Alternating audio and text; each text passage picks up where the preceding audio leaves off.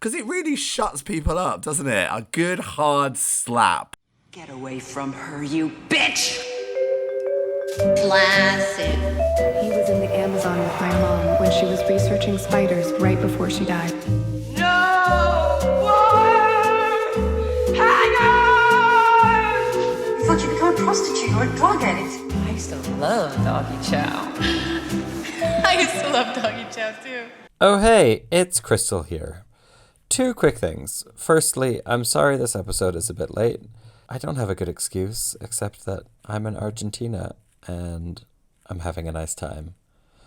But actually, now I think about it, maybe that's the best excuse of all. The second thing, though, is that the audio on this episode, I'm going to be honest with you, it sounds a bit weird. Basically, I had to cut this from one Zoom track. One of the audio tracks was corrupted, so I had to cut it from like the Zoom recording instead of individual audio tracks. And therefore, sometimes the audio dips out like it does on Zoom. But once you get past that, it's a really good episode. Just ignore the weird dips in audio sometimes. It's not that bad. And the conversation is great. But I thought I'd let you know. Anyway, that's enough. Here's the episode. Bye. Oh, hi. I'm your favorite pair of dirty pillows, Crystal. Eat shit. I'm Baby Lame. And welcome to Camp Classics, a thoughtful podcast about stupid movies. Right now. I am so fucking grateful that you didn't go for that line. I feel like the battle to get the good line in at the top of this podcast is just an ongoing one. Was that an act of charity, Crystal? For me? No, I think Dirty Pillows is the winner line in this movie. Well, so I can see your dirty pillows from yes. me, young lady. Who hasn't? Oh, I mean, fuck me, scrub them up. I pray you find Jesus. That's all I have to say. Dirty pillows and very dark nips. That's what I've always said about me. Breasts, mama. They're called breasts. Every 2 weeks, Baby and I are here with a special guest where we'll be discussing, exploring, and rating some of the peaks and valleys in the genre of camp, in the search of the campest of camp classics. Right now. What should we cover next? Well, follow us on Instagram at Camp Classics Podcast and drop us a message with your suggestions. Baby, I had a Gatreon member approach me at DragCon this weekend. Yeah, you did. I bet the first question they were like, "Where's Baby?" No, but they had a suggestion. What was it? We've had an in-person suggestion from a Gatreon member of covering Romeo and Michelle, and obviously it's already on our list, but I think that could be something for us to do soon, so... I think I was so adamant about that we went like left field with our choices that I was just like, don't do the most basic fucking shit. I feel like we've done enough of those now. It would be good to go back into the world of camp, just a little, sort of the more understood world of camp. Some of the films we've done recently have been a bit curveball, I think. I would agree. Speaking of which, we do have a Gatreon where we release a bonus episode every month. Out now, our bonus episode covering Lindsay Lohan's 2007 flop, I Knew Who Killed Me. Oh, and yeah, I'm still getting tingles from that watch. Fuck me. Sensational work. Spoiler alert. Yeah. We rate that movie very high on the Campometer. Oh, yeah, bitch. The Renaissance is real, and that film is a gem. I suggest everyone goes and checks it out now. Honey, this is how you throw a party, Amigos, bitch. And yes, if you like listening to us, well, please go join the oh my Help God. Crystal learn how to speak. La, la, la. She's having Please. a slow drawn out death. I've been talking to people at DragCon all weekend. There's literally How was it? It How was was DragCon? It was very nice. It was very nice. There's too much to say now, but highs and lows, emotions, and mostly really lovely meetings. But it's been a bit of a weird week in it. Yeah, of course. Can I just say, I did see a clip of you with your cast members, season 1 cast members, kicking off the pink carpet, and that was pretty beautiful. Thanks. Very impactful seeing it. So yeah. Yeah, it was a nice moment. And we haven't all been together since the very first DragCon 5 years ago. So that was kind of nice to be together. But it was weird. We were standing on stage like in a V. There was a tribute happening to Viv. I started to cry on stage. And then they introduce your name when you have to walk down the pink carpet and smile and wave. Like, oh no. God. Yeah. God.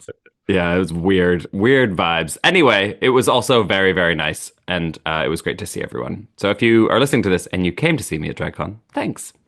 But also, yes, why not go join the Gatreon and support us making this show? I won't say anything more about it, but we'd love your support. Help me, I'm poor. So before we get into our special guest, baby, into our special guest. Oh, I didn't. Is that sensual? Have they agreed? Are we going in? I mean, double in, we'll, or we'll, one by we'll, one? we'll get some consent shortly. Before we bring them in, though, baby, what makes a camp movie? Oh, who gives a fuck? That sounds way more interesting, Crystal. Well, let's just get through it. What makes a camp classic? We want something that unlocks queer joy. We want to get excited. We want to get moist. We want to get dripping wet with excitement. We want something that is going to give us an ongoing legacy. It can be and is encouraged to be a little bit stupid at times. We also want a film that's going to inform queer pop culture and something that is anti-mainstream or has an underdog flop vibe story that's been reclaimed. So there's the criteria, Crystal. Great. So without any further ado, let's welcome our very special guests to the podcast this week. An amazing, iconic film director. You'll know them as the director of the movie Jawbreaker, which we haven't yet covered on this podcast, but we absolutely will. Please welcome to the podcast, Darren Stein. Yay, hello. Insert wild applause. Thank you so much for being here. Thank you. Yeah, I escaped the apocalypse of Los Angeles, and I'm currently in Palm Springs for a couple days. Yeah, I'm so sorry, and I'm glad you're safe and well, and that you could get out. It's just horrific watching everything that's happening. But I'm glad you're well. Thank you for making time for us despite everything else that's going on. Well, welcome to the apocalypse of podcasting, which is the Camp Classics podcast. Hopefully you'll make it out of this, Darren. Everyone's going to end up a little bit singed, just like the movie we're covering today. Darren, we go way back. When did we first meet? I feel like it was like 2010 or something via a mutual friend. It's so great to be back face to face with you after all this time. It's really nice. So good to see you. I feel like I met you in person in Los Angeles when you were in town years ago. Yeah, or even maybe in London before that. Maybe for the premiere of GBF. Oh, that's probably it. That's probably it. Which is again another film we should be covering on this podcast. It's also on our long list. Amazing movie. You could have George for that. George would be perfect guest for that, of course. That's actually a great idea. Our mutual friend George wrote it. Okay, casual, just all of these fantastic film people. Great. I don't know anyone. Carry on. So anyway, yes, thank you, Darren, so much for being here. I think I wanted to start by asking you, I mean, it's obvious from the number of times that I've watched Jawbreaker that you have a love for camp cinema. I mean, there's like so many camp notes throughout that movie, but I'm just kind of curious, I guess, what is your history in your own words with camp or queer cinema? I think it's innate. It's like, if you're a queer child, you're sort of like drawn to certain films, whether they be like Rocky Horror or Mommy Dearest or Showgirls or the John Waters oeuvre. Carrie was one of my early ones. But I think it's something in our DNA that draws us to sort of larger than life characters, to a queerness that's some subtextual, that's under the surface, that's like a language that just speaks to us. And it's not necessarily, it's melodramatic, it's hyper emotional, it's kind of twisted, and it's something that we get. It's sort of genetic, I think. An genetic love for subverting things. Mm-hmm, exactly. Otherness, like you feel different. Like as a gay kid, you're like not of this earth. And so when you see characters that don't feel quite right, you're like, oh, that's me. Or, there's sort of there's like this like rage under the surface of feeling so, isolated. And these characters speak to us, Well, something I found so fascinating, because on this podcast, we've talked about a lot of sort of your teen comedy films based around the sort of same sort of time that Jawbreaker was released. And it's wild to me that not only, that you wrote and directed it, being a queer person yourself, but am I right in saying that your studio executive was also a gay person as well? Oh yeah, he was. And he was the only one in Hollywood that was making the fucking movie. But this is so wild to me, because I feel like, there's an authenticity to Jawbreaker. And I think you can tell that queer people have been involved in it. And it's such a rarity with a lot of the films we talk about. They're just sort of straight white men and they're sort of writing for these kind of oddballs of cinema. How hard was it to kind of even get people to pay attention to your movie script? Because it's wild that you got it out there on such a big level. It really is. Well, it was very hard. Every studio in town passed, and the gay executive was the head of Columbia TriStar Home Video. So he wasn't even at the proper studio. He was in the home video division. So Jawbreaker was made for $3 million when my contemporary films like Cruel Intentions or Can't Hardly Wait or Idle Hands or I Know What You Did Last Summer, all those were being made for, 7 to 15 million and released on 2,000 screens. Mine was made for 3 million and released on 800 screens. So it was a whole, and it wasn't marketed like the other ones. I mean, it still had it still got out there in a major way, but it was sort of a miracle it got made because he was like, oh, we'll finance this if you can get Kate Winslet, Natalie Portman, or Rose McGowan. Like Rose was like, and of course a gay man would even put Rose on that list because it takes a gay man. Yeah, when she did Scream, she came with a package. She had this like 3-picture deal with Miramax. So Wes Craven didn't even get to choose her. She sort of came with the movie. And I remember like 28 days you had to shoot it as well, Jawbreaker. Is that right? Oh yeah, super short, super fast. I was 27 or 28 when I made it. I was so young. It was a kind of like hold on for dear life experience, but and was it just one of those things that, like with youth, did you just have that kind of confidence that we all have when we're in our 20s, where you're kind of deluded and insane confidence? Like, totally that. Because like looking back, that's mental. 27-year-old, it's just like, yep, come on, Hollywood, we're gonna take you. Come on.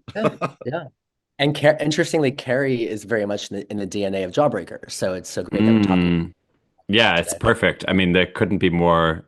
There's so many lovely parallels. I wanted to ask you, Jawbreaker is one of those movies that I feel like is knowingly camp. It's intentionally camp. It's winking and asking the audience to like get the references. How do you see the difference between intentional and unintentional camp? And it's because that's something that we keep coming back to on this podcast. And I think Carrie is probably more in the unintentional, although that's maybe debatable. And maybe we'll get into that a bit later. But yeah, how do you see that? Well, they're both valid for sure. I think unintentional camp is the best kind of camp. Like if you look at sort of like Showgirls or Carrie, I love those movies because they're just so fucked, because they become sort of born out of this, casting 35-year-olds as high school students, Yeah. And then just the operatic, Carrie exists in such an operatic high level of Sturm and Drang. Piper Laurie's performance as the mother, to Betty Buckley as the school, the PE teacher, to Carrie herself, to Nancy Allen who's cock teasing John Travolta. Everything is so fucking hyped up and so like at 11 that it can't not be camp. There's no. But back then it wasn't. It was just sort of like that was where the world was in the 70s. I mean, teenagers were sophisticated and mature in a way that they're not today, Interesting. I mean, when you made Jawbreaker, was that one of your goals, like to make a kind of camp movie? I mean, obviously the references are in there. I mean, saying it's a goal, it's so weird to say. You can't. It's sort of in the DNA of what that movie is. That movie, Jawbreaker, is like, it's like Heathers, it's Carrie, it's Rock and Roll High School, it's it's horror, it's all those things were sort of stewing in there. But my vision for the film was timeless and heightened and subversive. And if those things are inherently camp, then yes. But you can't. I don't think you can. Like to me, camp and cult are also analogous. Those words, like cult movie, and you can't purposely set out to make a cult movie. It has to become cult. Culture needs to be like, oh no, we're still talking about this. We're still obsessed with this. It's standing the test of time for a reason. And that can't be, there's no recipe for that. Yeah, totally. And it's like, yeah, because something like your film is the audiences are the ones that's been riding with that for like 25 years plus now. Do you know what I mean? It's like and I'm sure now there are so many sort of studio execs that think that they know what the recipe is for that, but you can't predict it, can you? When we talk about films on this podcast, I always tell Crystal about, for me, it's always a feeling. and Mhm. it doesn't always make sense. Like some of the films I feel really connected to on this are terrible, and not even in a kind of knowing terrible way. They're just the worst. But yeah, I think it's just a feeling personally. Hmm. Yeah, I think because we grew up in a world that's not made for us, we have this like, sort of like fantasies about like killing everyone in high school and like, we didn't get to go to prom, for the most part, our generation as gay kids. So Carrie, we relate to Carrie, to the girl burning down the prom Yeah. because getting pig's blood poured on herself if she, how dare she go up to be queen? Hmm. This is what you get, you know. You mentioned about Jawbreaker, you wanted to make something timeless, and I watched it pretty recently again, and it does really have this kind of ageless quality. Like it could have been set anytime. It feels very out of time, which I love about it. Um, how do you look back on it now, 25 years later? Um, hmm. I'm just really proud that it has been able to endure because when it came out, it got terrible reviews. It wasn't a horror movie. That's The quite horror, camp, by the way. I think. yeah, me too. They didn't get it. The critics didn't get it at all. The horror community didn't own it. The queer community didn't own it. It was just sort of like in this. It was just sort of this anomaly. And then over time, it kind of avalanched and became. I'm sort of lucky because it gets set sort of the middle sis it gets middle sistered between Heathers and Mean Girls, and so Hmm. that lineage is I think helpful for Jawbreaker because Heathers is the true cult classic. Obviously, it's not even cult; it's just classic. Mean Girls is the mainstream comedy classic that culture fully embraces. I mean, how many times has Mean Girls been said, uttered, and referenced on Drag Race? I mean, Hmm. Jawbreaker, one of the only times I can remember Jawbreaker being referenced on Drag Race is when T.S. Madison referenced it last season or the season before. You know what I'm saying? Oh, and I think, yeah, just talking to Candy Muse or something. And I'm like, oh, yeah, well, of course a black trans woman would get Jawbreaker because Hmm. fucking that bitch girl. Hmm. That really surprises me. And now I'm racking my brain trying to think of like other times it's been referenced. And I think, yeah, I mean, you would know that, but that's shocking to me that it's like, as you say, it is kind of, I think those are the holy trinity of like high school bitch movies. And yet, like it's been given its flowers for the last 25 years. It's still never really, It still has it's always felt a little bit of the underground one. Which is which strange to me. which which makes it the cultiest of them all. They're Yeah. all Of with that course, yeah. very here, you know. No, I have to ask you a question, Darren, and I'm sure you're going to eye roll because I'm sure you get asked it all the time. In my research, there's been lots of talk about whether or not we're going to see a reboot, whether that's a TV version of it or a new film. I know you did a musical version a while ago as well. Yeah. Is this something that you're still pursuing? Are you open to Yes. ideas? I actually just wrote the film musical for Columbia Pictures for the big Shut the studio. fuck up! No. Amazing. Wow. There is a feature film script of Jawbreaker, the movie musical, that like Kim Petras wants to do. I had a meeting with Kim about it. I met with like Paris Jackson, like Wow. and Grace. All the music's great, the script's great. It's hard getting the financing for it. It's not Wicked. Do you know what I mean? It's not Mean Girls. And because it's not Wicked or Mean Girls and doesn't have the Broadway pedigree, it's harder to get made. So what I'm doing now is there's producers who want to do it for the stage again. So we're thinking about doing it as a musical at Edinburgh Fringe Fest this Mm. coming spring or in August, whenever that happens. And then I think I'm going to adapt it as a proper horror sequel because I feel like that's what the fans have always wanted. They wanted like the hardcore horror version of it.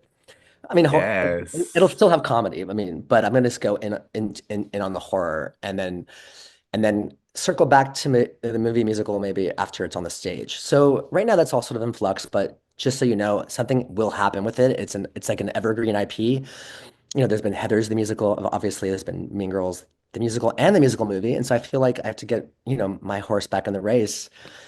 But because it's the cultiest of the three, and I feel like I have to drive it because I'm like the writer director and I'm really, I'm not Tina Fey level. I'm not Heather's the true classic, which is like the OG. It just requires a lot more horsepower, and for me. Mm. So yeah, it's gonna happen. Well, you've done it before, so what's going to stop you this time? Yeah, It's true. That's so exciting. Yeah, I'm here for like a proper horror version. yeah. Absolutely. My Yes, please. mind immediately went to Jennifer's Body, Yeah, which, yeah, I would love to see like the neon version of that, you know? exactly. I almost directed Jennifer's Body. I was Wow. I was up to direct it. Yeah, it was one of the best scripts I've ever read. I mean, I adore That, this. As good as the film is, the screenplay just buries it. You know what I mean? Oh wow. wow. Yeah, I had no idea. yeah. There's actually a I mean, Jennifer's. I think Jawbreaker is in the DNA of Jennifer's Body as Oh, for well. sure. Absolutely. There's even a line where Jennifer's like, "I'm God," and there's a line in Jawbreaker where Rose McGowan's like, "I made you, and I'm God. That's all you need to Mm. know." You know, it's like I feel like there's so much comes back to that. But then I go back to films like Carrie and Rocky Horror and Mommy Dearest and Female Trouble. So it's all a lineage. Oh, that's so cool. Um, I wanted to ask you, I've always wondered this. The scene where Rose is mascara running and the flowers are throwing her, is that a whole reference? Yeah, Okay. I thought I so, was, but I I was, wasn't sure. it's Carrie, obviously, but it's Yeah. also cover of Hall's record, Live Through This. So Yeah. I had that album on repeat when I was writing the screenplay for Jawbreaker. And funnily, Jennifer's Body is actually a song on that record. I know. Well, And that's exactly the like strange world of crossover that we live in. Oh, I love that. It makes me so happy. yeah, and Courtney's daughter once tweeted about Jawbreaker, and I responded to her tweet. This is like 20 years, like 15 years ago. And I responded to her and I was like, oh my God, it's so funny. Actually, the character Courtney is named after your mom because Rose McGowan's character is named after Courtney Love. Wow. Oh, I love Well, that. I feel like I just unlocked some kind of little gay secret code, secret Totally level did. of You like totally did. stars aligning, gay stars aligning. I love it. be careful, Darren. You'll want to do like a shot by shot in a minute analysis of everything. Um, you maybe already mentioned this a little bit, but why did you pick Carrie today? Because Carrie is sort of like my 2001: A Space Odyssey, or my Citizen Kane. Um, it's just so elemental to, I don't know, the horror genre, to the camp genre, to the adolescent growing up genre. And it talk about timeless and standing the test of time. It's like and it has real emotion. I mean, it's funny because Carrie, it's hard to still get emotion in a camp film. Perhaps that's the delineation of a film that isn't intentionally camp. It's there's still sort of a real emotional gravitas to it. And in Hmm. Carrie, you feel for the Sissy Spacek character for Carrie so much. Every time you watch that film, you kind of don't want it to end how it ends. You want her to sort of get to not get the pig's blood tossed on her, not destroy the school, or maybe yes, destroy the school, but to live, not have the house crumble on top of her and have her go to hell or whatever. It's just it's just staggering how it nails that outsider who's ostracized and then who gets her revenge. But she dies. She has to die. It's sort of it's very sad and tragic at the end. So you kind of have mixed emotions by the end of it. Yeah. Baby, what about you? What's your history with Carrie? Well, I'm going to admit something now that I'm a little bit ashamed about. I feel like I watched Carrie a long, long, long, long, long time ago with some young friends, and it was sort of when we were just, we were probably like 15 years old, and we used to go to the video shop. We used to get all the horror movies, but at that time we were watching all the sort of sexier ones, the ones with like Neve Campbell, etc., etc. And I believe I watched it and found it really boring at the time. So when you told me this is what we were going to be talking about, I was just like, oh, for fuck's sake, here we go. Watch this one. And I really, really didn't want to watch it. And obviously, I know the iconic scene. I know that it's meant to be amazing, blah, blah, blah. But I just didn't want to watch it. And wow, I had a fucking wake up call. So that's what I will say. No, I'm glad we are talking about this film, but I didn't really want to talk about it. I love that honesty. For me, 1 year ago, like basically today, I had a hip replacement, and I watched this movie when I was convalescing for the very first time, and I kind of had the same idea as you, babe. It was like, oh, I'll finally get around to watching this movie, which I should have seen a long time ago. But like, I feel like I already kind of know what it's going to be like, and I was so wrong. I had a kind of different experience watching it again this week in prep for the episode, which is kind of interesting too. So I'm excited to talk about that too. Okay, well, baby, have you got a camp classic quiz for us? Oh, thank you so much for asking, Crystal. Now, Darren, I know that you're a big fan of this movie, but I don't know how informed you are on some of the behind the scenes going on. So I'm going to pit you against Crystal to see who knows more. I'm in trouble. I will just say, this is not the best researched quiz in the world, but I like it. I've tried really hard, so let's just go with it, guys. Okay, fingers on buzzers. So, question number one. Which other actresses were considered for the role of Carrie? I would imagine Sally Fields, perhaps. She's not on my list. Not on my Oh, list, Darren. who She would other? be. It's the right kind of era, though, isn't it? Yeah, back then, Sissy Space. Oh, Deborah Winger, perhaps. No, she's not on my list either. But again, you could be correct. Darren, the real answer to the question is what is on my list? I've got nothing better than that. I feel Okay, like, I'm going to chuck some names at you. Glenn yeah. Close. Oh, Can we imagine Glenn Close in this role? kinda. Yeah, it's like How a old was meh. she? How old was she in 76? Oh, I don't know Speaking that. of 35-year-olds playing high school students. Okay, I'll give you another one now. Angelica Houston. Oh no, she's too strong. She's too formidable. Yeah. This one was on the list, but I find this one a very bizarre. Melanie Griffiths. Oh, No, too cute. Could yeah. you imagine that? I It's mean, too sexy. she doesn't have the chops for it, does she? Bless her. Well, the whole thing with this movie, and I know we'll come on to it later, but one of the things that really kind of weirds me out about it is that in the book, she's fat. And that's Mhm. like part of the reason she's so bullied. And it's very kind of integral to her character. So the fact that all of these women are considered for the role, and also that Sissy Spacek has it, and she just is like this ethereal, gorgeous creature who, okay, yeah, she's playing Mousy in the movie, but it's kind of weird that picturing anyone for it when you know it was supposed to be like a fat kid. Well, I think that's part of the camp of Brian De Palma's vision is that, Carrie is deeply disturbed and kind of fucked up because of her mother and the evangelical stuff, but she's still ethereal and she's still like Yeah. beautiful in the otherworldly way. And even Piper Laurie, the mother, who's supposed to be this like crazy Christian, damaged, sexually repressed, has this beautiful head of red hair, and she's kind Yeah. of like her face is really beautiful, and she's like soft and weirdly sexual. So these ambiguities, I think, go throughout the film, which I think makes it also camp. Yeah. That kind of Well, apparently, when Piper read the screenplay, she thought it was a comedy, Yeah. which I kind of love. That I love the yeah. parallels because there's so much sort of like funny to be found in that film as Mhm. well. That's Okay, a next. real, I was just going to say, that's a real sign of another telltale sign you're watching something camp where you find an interview where one of the cast members says, I was doing it like it was a comedy. I assumed it was satire. Yeah. And that's happened multiple times already on this podcast. So Mhm. it's we're off to a great start. I can see your dirty fellows. Well, as we mentioned, really, this film is brought to life by Sissy playing the role. Now, producers were worried about her filming one scene in particular during the filming of this. Can either of you think about what that scene might have been? Maybe the very opening period scene in the shower. Well, it's not in the interview I've got, but I mean Okay. that's quite a way to start a film, isn't it? I'm sure we'll get to it in a Yeah. minute, but no, it's not that one. Which one? It's at the end where the hand pops out of the grave. Apparently, they wanted to use a stunt hand, but Sissy refused, saying, "I do my own foot and hand work and always have done." So there you go. Wow. She was dedicated to this role, but something else I found out about her to keep the continuity. Sissy stayed and slept in her clothes for 3 days in the bloody prom scene moment, just to keep the Wow. continuity. Wow. I mean, I'm sure she could have removed the dress. couldn't she? But let me tell you something. When that hand pops out of the grave in the 70s, that was a real shocker. People were like running, screaming out of the theater. Just FYI.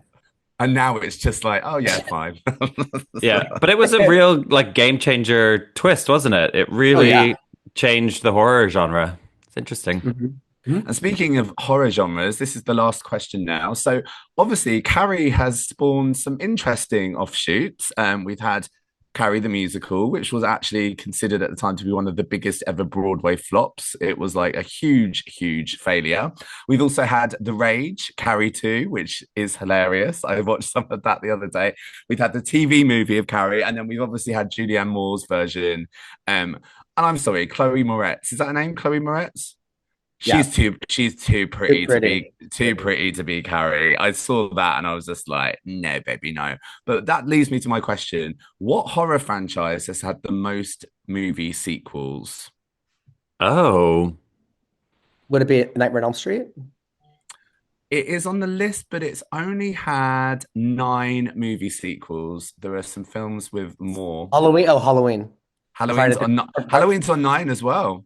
Friday the 13th? Friday the 13th, yeah. 12. Yeah, 12. Oh. The second, there's one above that. I didn't know this franchise, but yeah, Friday the 13th is on 12.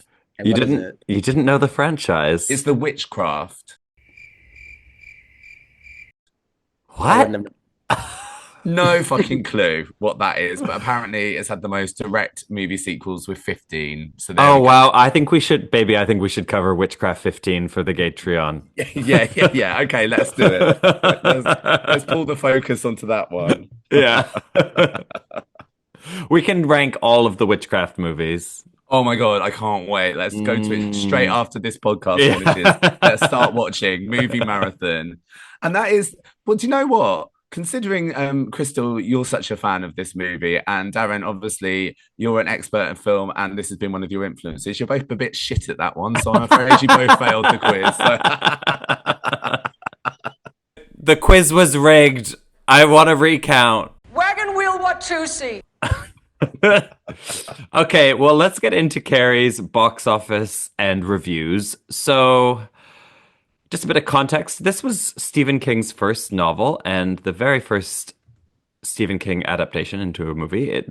This movie and the novel are the reason Stephen King is a household name. The book was written in 1974 and the movie came out in 1976, so pretty quick turnaround. It was a big box office success. It made $33 million at the box office against a budget of $1.8 million. And it's been a critical success too. It's currently got a 94% rating on Rotten Tomatoes. Sissy Spacek was nominated for Best Actress Oscar. Piper Laurie was nominated for Best Supporting Actress. I did find some 1-star reviews on Google though, as always. So here they are. Go on, read them out. Xander on Google reviews says, too many boobies, 1 star. Which, if you don't like boobies, yeah, you might not like this. Yeah, you might not like this movie. It feels very 76 in that way. And Landon says, if you like the devil, then watch this. 1 star. Thank you, Landon. Yeah, I do like the devil, so it's a nice, clear, clean-cut reason to go and watch a film, isn't it? absolutely. Okay, so on to the plot. 16-year-old Carrie White is a shy high school student who is frequently bullied by her peers. When Carrie experiences her first period after gym class, she panics, having never been told about menstruation. Can I just say something controversial here? I think she knew exactly what she was doing when she was rubbing her period hands all over the other girls. It's meant to be that she's like this victim of this bully, but she was there just going, whilst smearing period all over the other girls. I'm sorry. I can see why she's maybe not the most popular gal in class. Do you know what I mean? Yeah. She really is a true freak. Yeah. That's the glory of the character. Yeah. Like you understand why she gets made fun of. Yeah, definitely. It's one thing to have your period and like point it out. Another thing to rub it on someone.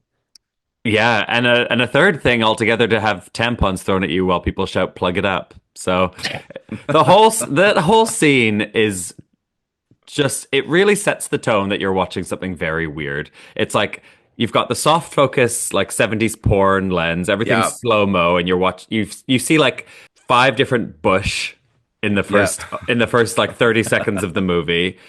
You've got what's supposed to be a 17-year-old basically masturbating in the shower, and you're watching that. You're like, well, this isn't okay. And then she's bleeding and rubbing period blood on everyone, and then you've got the plug it up chant. It's really like a lot happens very fast. She's not masturbating in the shower. Carrie's innocent. She's just taking a shower. Well, this is the thing. She's just washing her genitalia. Yeah, That that's doesn't mean fine. she's masturbating. That's Slow your own dirty motion. mind. In And slow motion. one thing I want to say is he was with that opening shower scene in the blood. He was referencing Psycho, Hitchcock's. That It's makes a cut. lot of sense. That cut with the drain, with the blood, with all the editing. Yeah. But I mean, it really captures you, doesn't it? In those first few minutes, it's such a like powerful way to start a movie. It's Really divine. And then the score, that Pino Donaggio score, the music is just so twisted. I mean, but it's not meant to be twisted. It's meant to be very, flowery and beautiful. But now watching it today, we're like, this is just twisted. yeah, Yeah. It was very shocking when I watched this for the first time last year. Like, oh, it's what? Wait, what is this movie? What's going to be happening? You're just really on the like off foot from the very first scene, and it's just really fun for that reason. And let me just say, what modern film can shock you like Carrie in just the first 5 minutes? It doesn't happen anymore. Yeah. Yeah, Very. It's very shocking. It's shocking for lots of reasons, and some of them are very camp. You're like, the fact that she gets slapped within the first 5 minutes. It's just I want to say that there's like upwards between 5 and 10 slaps in this movie. I mean, everyone slapped. and they're a great quality slap. And Miss Collins, the teacher, is meant to be viewed as a pretty good character. She's fucking beating up every student to the side. She's got anger issues. She should not be teaching those girls, and we wonder why they're behaving the way they are. Step out of line, she fucking pelts them around the face. It's hard to know how this would have been received at the time. Like, was this funny? Was this scene in any way funny to people in 76? This was not funny at all in 76. I think it was actually quite a shocker. It was so unfunny that it got Oscar nominations. This was cinema. Okay, well, as you said, baby, Miss Collins intervenes in the bullying. Carrie heads home, and we meet her abusive and religiously fanatic mother, Margaret, played by Piper Laurie. Love Margaret. Oh my God, what a lady. What a lady. And what a house. How about that interior design? It's like full on like dark, cathedral. Yeah, with its own little, prayer booth as well, with the Jesus with the light up eyes. I mean, she's put some serious thought into the design of this building, hasn't she? Oh, it's really terrifying. It's like a German expressionist structure inside. Baby, do you remember that first? I think it was like my first ever nice drag wig. It was that red center part curly. Of course, I remember. It was basically Margaret's hair. Yes, it was like my very first drag wig, unintentional Piper Laurie. And now, Piper Laurie, I mean, I would say she gives. If you look at that performance now, it is a drag performance. Yeah. The fact that back then was considered like best supporting actress, and now today it'd be considered really kind of camp, right? Yeah, she's doing full Faye Dunaway in Mummy Dearest. Essentially, it's really amazing. So Margaret tells Carrie that her period was caused by sin and locks Carrie in a prayer closet to pray to God for forgiveness. Back at school, Miss Collins reprimands Carrie's tormentors by punishing them with exercise detention, threatening to suspend them and revoke their prom privileges if they refuse. Carrie's longtime bully, Chris, eventually refuses and gets banned from the prom. And this is where I actually started counting the slaps in the movie, because she gets slapped here. I was like, hang on, I think I'm going to have to make a note of how many times people get slapped in this. Back in the 70s, people, parents beat their kids up, teachers slap their students. It was just totally normal. Yeah. I just don't think people slap people around the face enough anymore. We're all fighting online. We're always doing this. Bring back fucking slapping someone, because it really shuts people up, doesn't it? A good hard slap. Yeah, and you're unlikely to do any real damage, right? Yeah. It's kind of more symbolic. Yes. One thing RuPaul has always understood is that a slap is funny. And it's true in this movie too. So, Chris plots vengeance against Carrie and recruits her boyfriend, played by John Travolta, to help. Was this one of his first film roles, this for John Travolta? Yeah, it is. He's had a weird trajectory as a person, hasn't he? Sort of starting off as this like Hollywood stud, and now where's he now? Is he just locked up in the Scientology tower, or does he still make movies? I know that homosexual activity is involved. Darren, You've not heard those rumors? Oh, I've heard yeah, I have. rumors, but Yeah. we're not in the circles you're in, Darren. So you probably know more than we do. Let's talk offline after this. Yeah, okay. Speaking of homosexual activity, I mean, this is just straight activity, actually. But this is the scene in the movie where we see Chris say, "I hate Carrie White," while she's actively giving a blowjob. Oh, it's sensational how the skills that she has to be going down on a big old dick and then still being able to speak that clearly. Yeah, it's really perfectly audible, and yet, yeah, it's like ventriloquism, isn't it? That's really brilliant unintentional camp, right? Yeah. So good.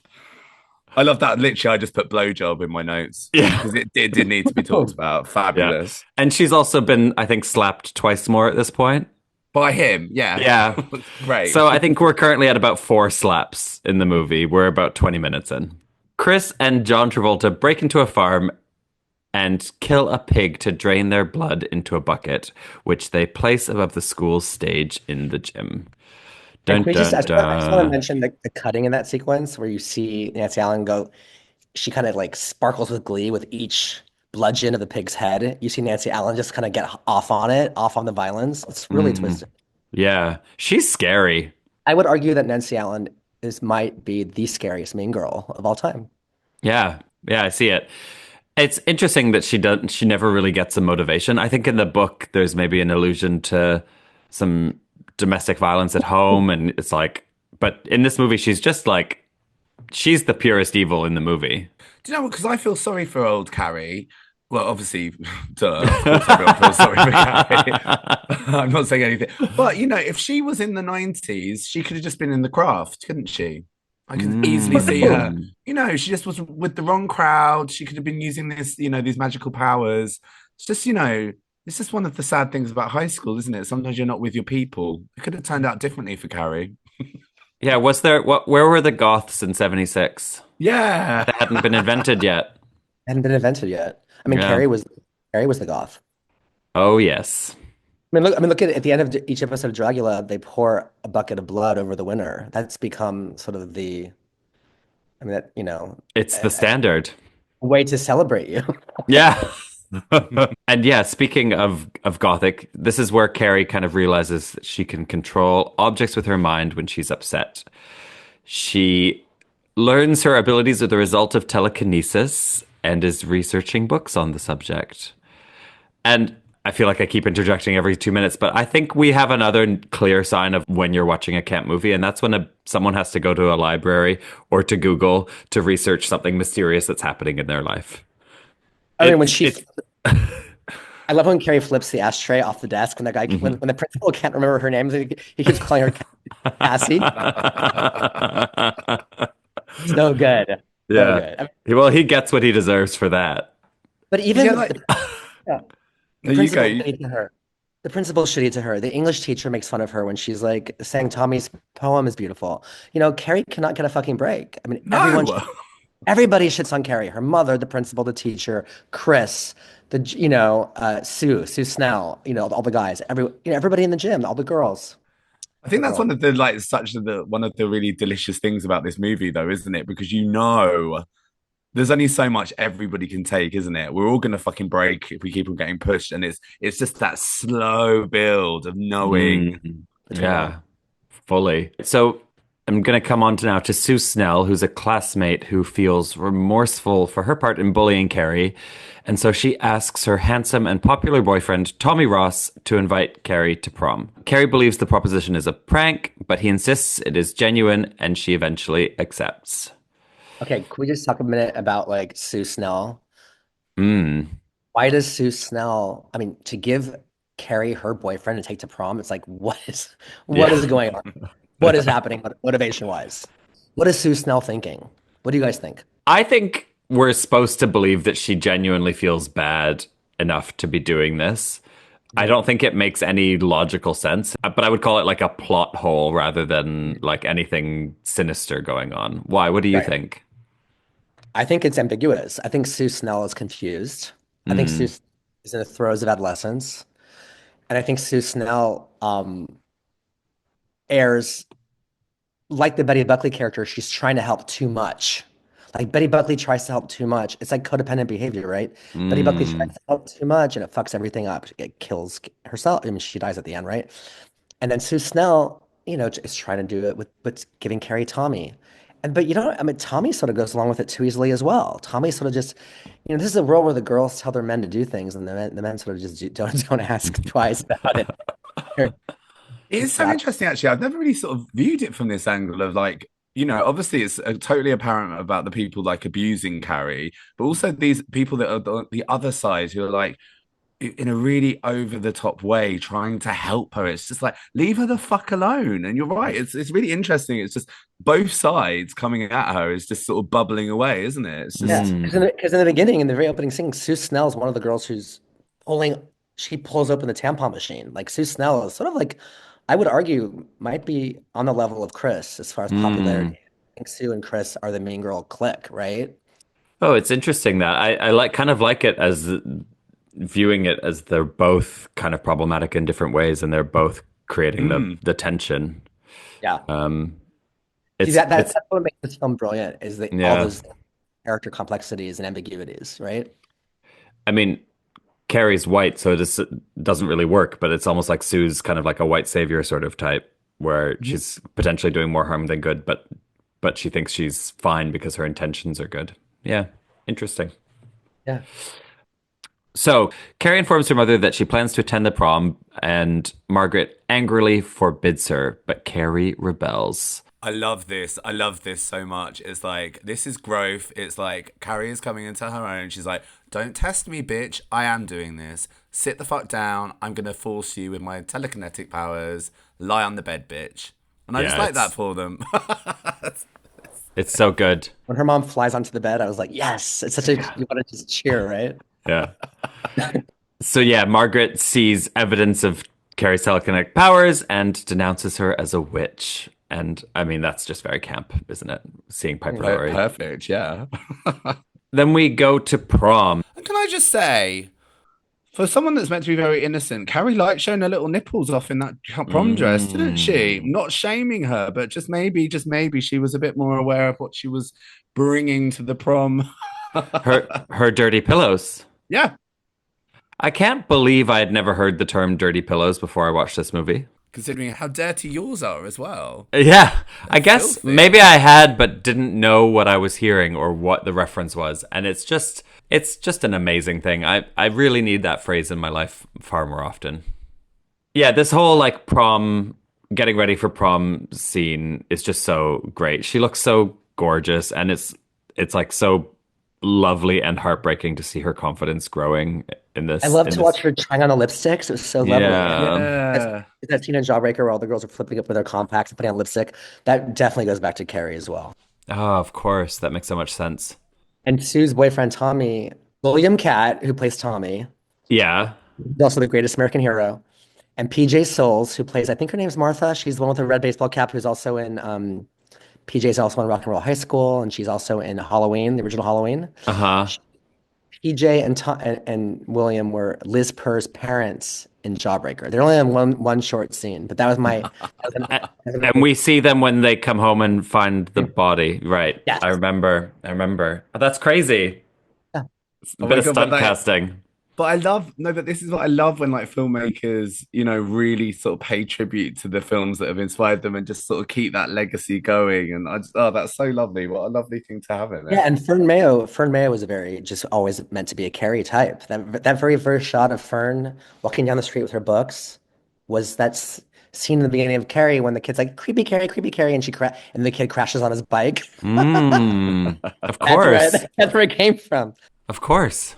And you can tell a female dubbed the voice of that child because he's like, oh. I don't know. That's how I sound when I stub my toe. I love a movie where a little boy sounds like a woman. Okay, so I think we've got to prom in the movie. So during prom, Chris and Billy hide under the stage while her friend Norma and the other conspirators switch the ballots to ensure Carrie wins the prom queen title. Carrie and Tommy are having a lovely time at prom. They kiss. Seems like Tommy's actually kind of into her in a genuine way. Oh yeah, she's hot. Yeah. He's thinking with his dick at this point, I isn't mean, he? I think Sue Snell's just trying to get Carrie laid. I love that. It's really nice. And give her boyfriend a bit of pleasure. It was the 70s. Carrie and Tommy win prom king and queen, and as Carrie stands on stage with Tommy, finally beginning to feel accepted by her peers, Sue realizes Chris and Billy's plan and tries to intervene. Mrs. Collins spots Sue and, thinking that she's up to no good, throws her out of the prom, and Chris and Billy douse Carrie in the pig's blood. It's a scene we've all seen a bajillion times. I mean, if you've never seen this movie, you've seen this shot.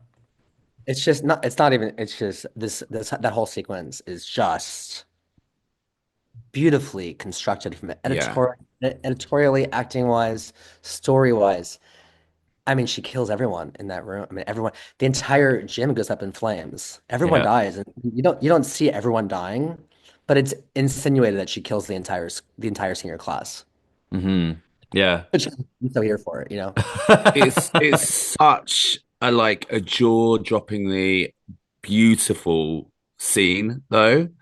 I was so sort of taken aback by watching it in full context of the movie. It really, and I think it's just it took like 2 weeks to get that scene right and 35 takes of the pig's blood, apparently. Wow. Just to nail it. 35 takes. Yeah, and the use of split screen, when the screen suddenly splits, it's so exciting because it's almost like a split in her identity fractures. Do you know what I'm saying? Totally. So it feels almost psychological. And there's so much happening at prom, so much death, so much mayhem that he uses split screens just to give you all this visual information at once. It's just very disconcerting and exciting. Like the visceral quality of that filmmaking cannot be understated.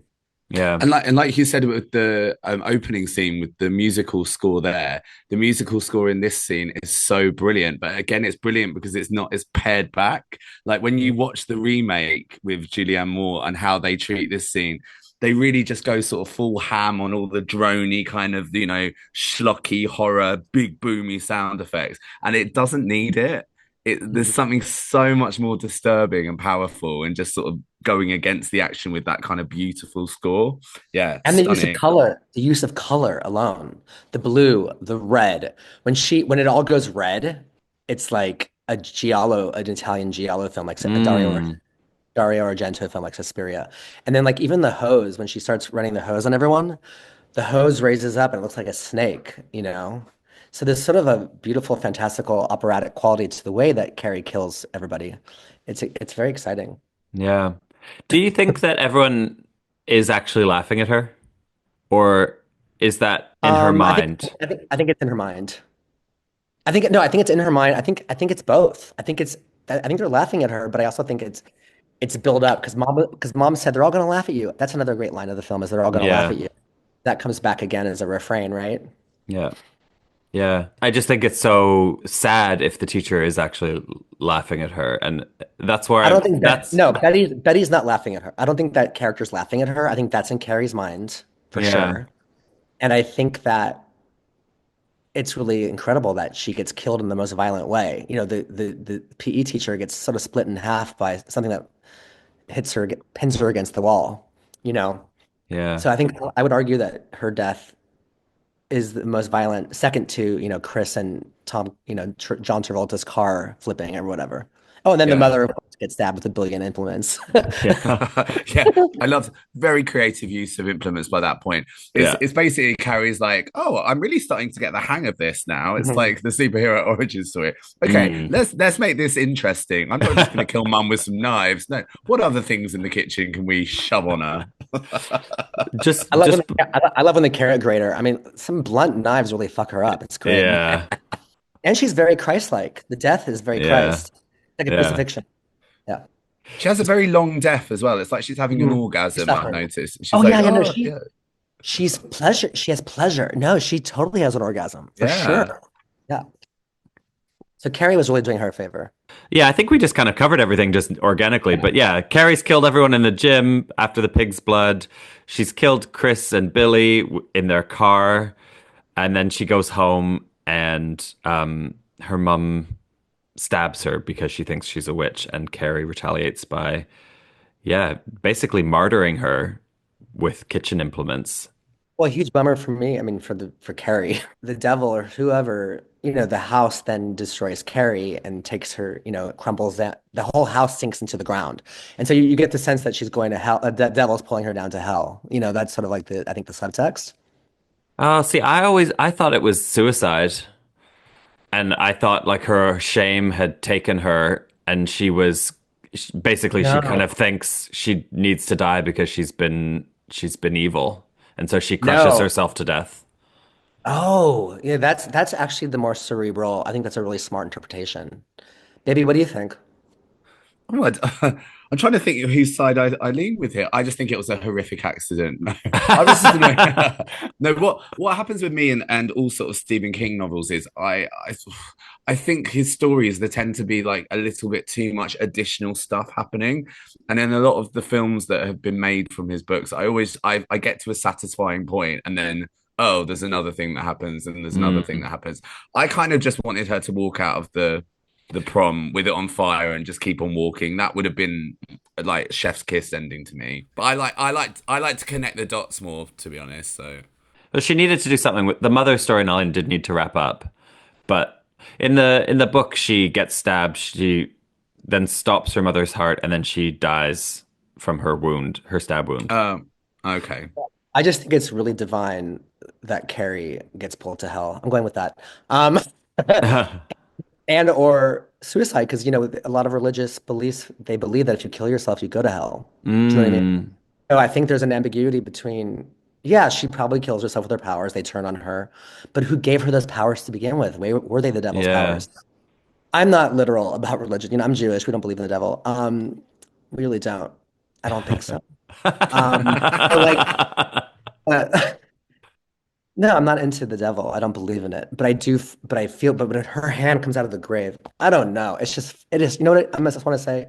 It is horror. It is true fucking horror Mm. that Yeah. Carrie died. I also just think it's very camp to die and then haunt someone and terrorize someone from beneath the grave. I think that's if I go, when I go, that's what I want to do. I definitely want to upset and scare people. I don't want my death to be a place of resting. I want it to be a place of terror. Yeah. So there we go. You want it I to be just, a place people come to piss. Yeah. I want people on my grave to give blowjobs while saying names and how much they hate people. Clearly, there we go. but I love that it says on her grave, Carrie White eats shit. You know what I mean? Yeah. Yeah. That's a really sacrilegious thing to write on a grave. Do you know what I Yeah. mean? Yeah. No, But no, no, no, no, no, no. It says Carrie White burns in hell that's on the right. crucifix.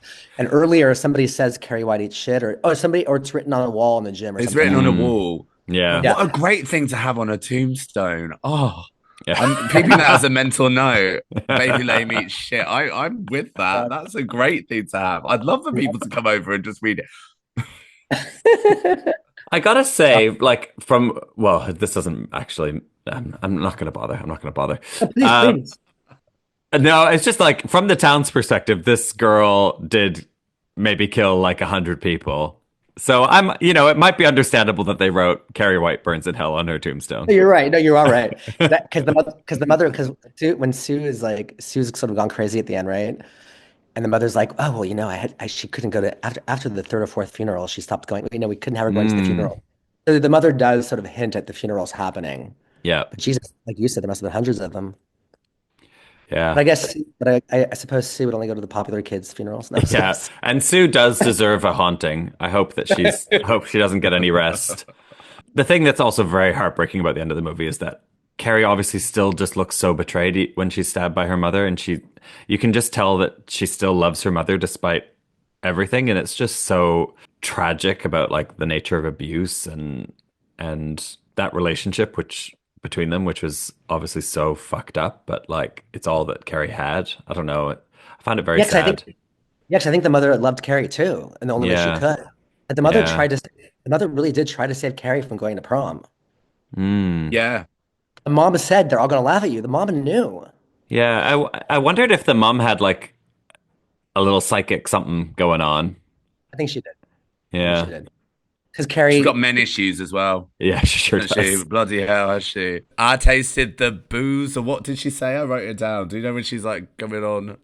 Yeah, the whiskey on his breath or something like that. Oh stink. God, there she is again. It's Grey Series 1 Snatch Game. We've got Blanche in the building. She does this, Darren. She slips into her Snatch Game character whenever she tries to Hey, do an accent. Any accent. Thanks, syphilis. she says the stink of Roadhouse whiskey on his breath, and I liked it. I should have given you to God when you were born, but now the devil has come home. We'll pray for the last time, and we'll pray. Oh, That is that a is great, a great great line. line. A Yeah. great line. Um, yeah, I gotta say, like my overall reflection of watching it this time versus watching it for the first time about a year ago. The first time I watched it, I was like, this is so funny and weird and great, and it's so camp, and I'm like obsessed. And the second time watching, once like the shock of all of that stuff is worn off, I just found it quite sad. Yeah, it is. Can I just ask a quick question though? When, in relation to what were you doing when you watched it?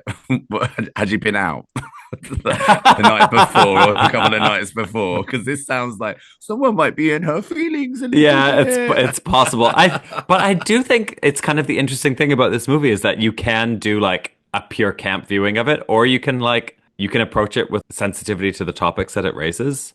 It's an interesting one because it's not only does it have a lot of camp, but it's very, very queer. And like, I think any queer person watching this can relate to like the ostracization, the bullying, the rage, the like desire for vengeance, all of that. It's like, it's very personal.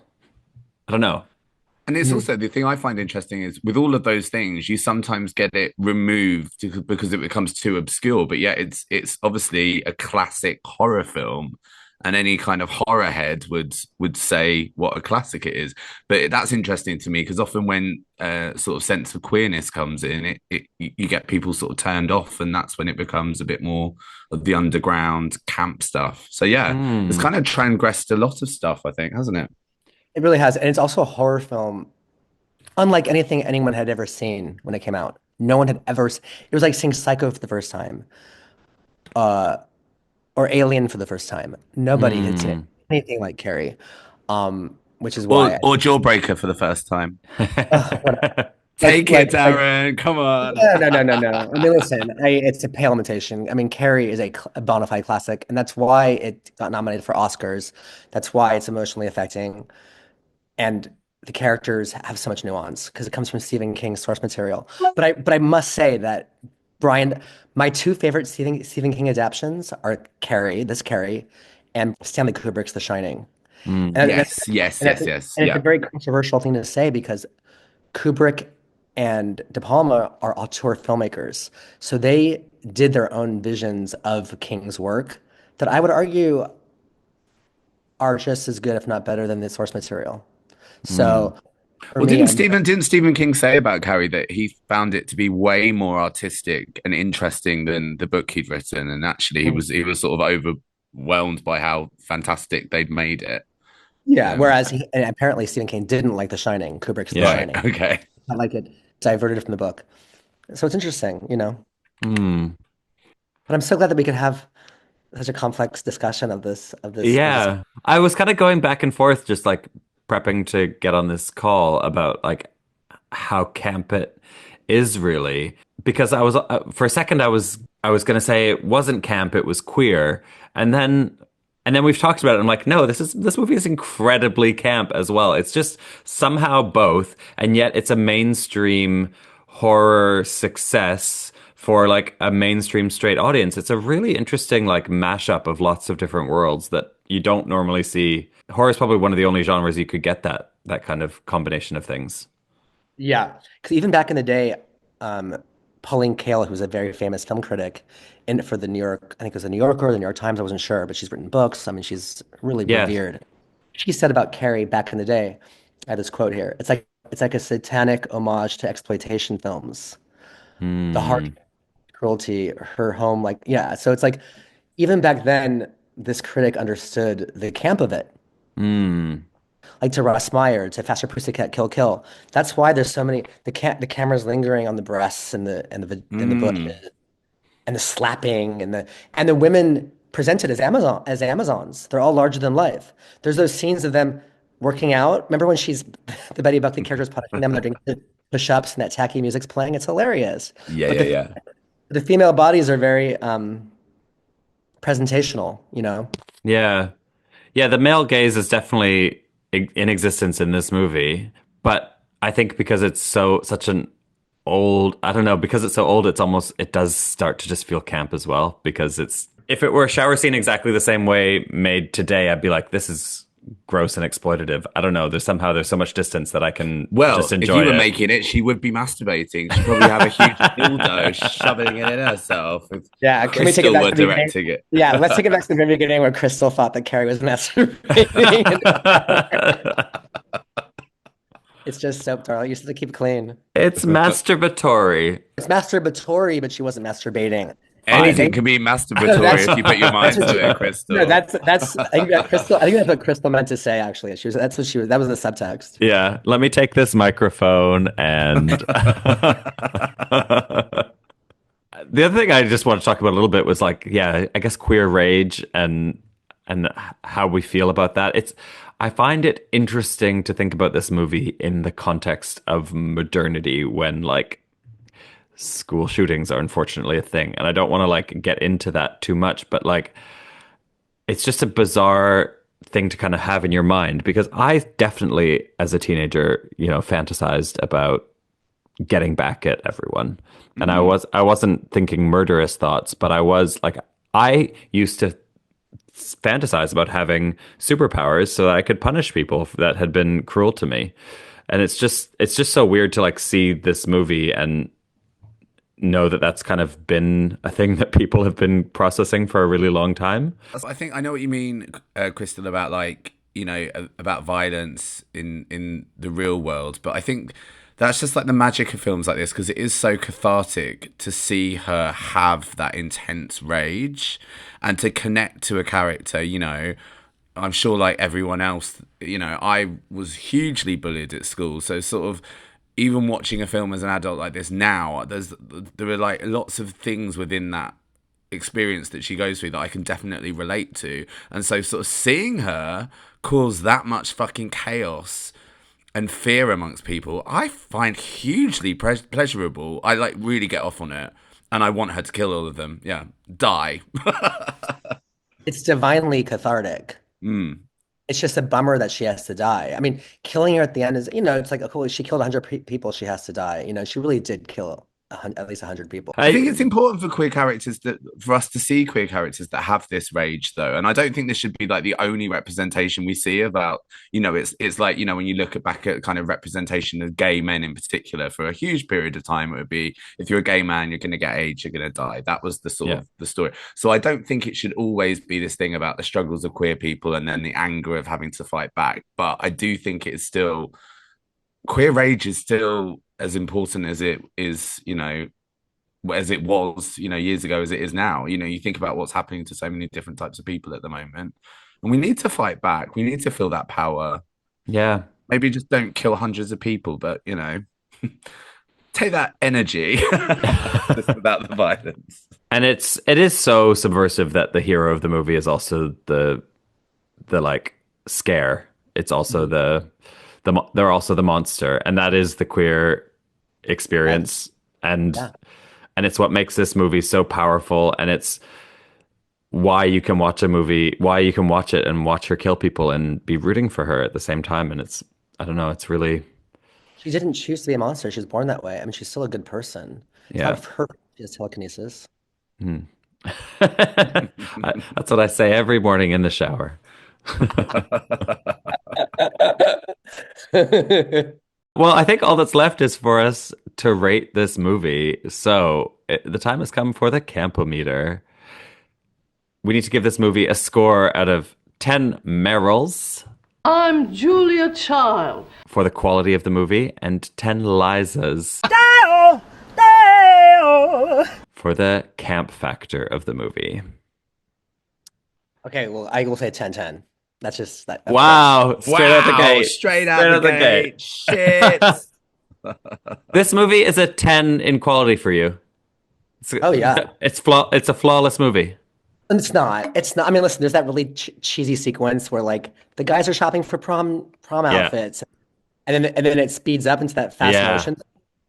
For that, you could dent it. But I'm sorry, you know what I mean? This movie's so pristine in every other way to me, really is, that even that thing doesn't bother me. So I do have to say 10-10 just because that's just my experience with it, you know?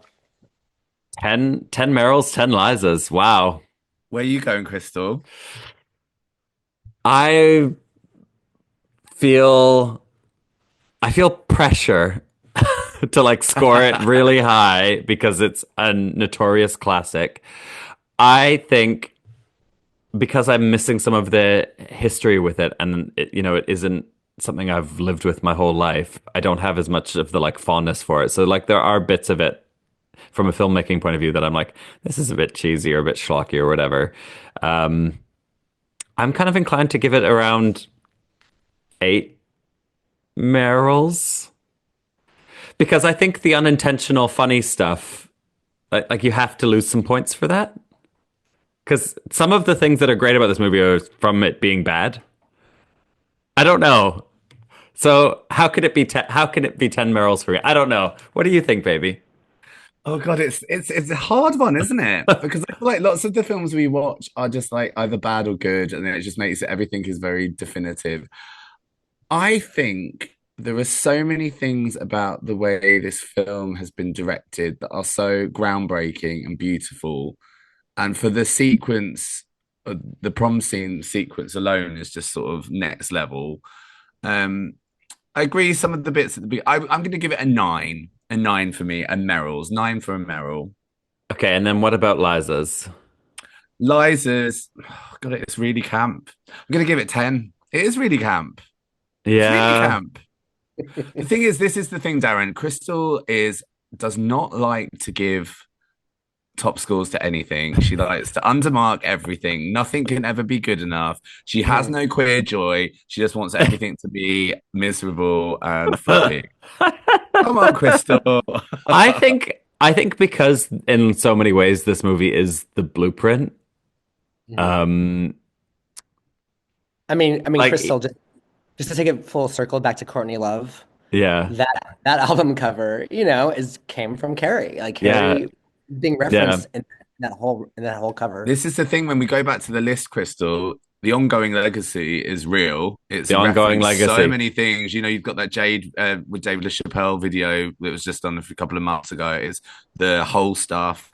Let me go back to the list. Queer joy, we've got it in bucket loads. Bucket loads. It's stupid. Yes. It does have stupidity to it. It informs queer pop culture. Fully.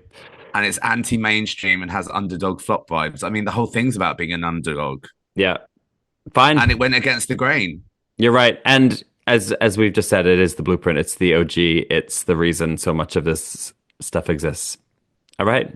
I'm sold. It's 10 Lizas.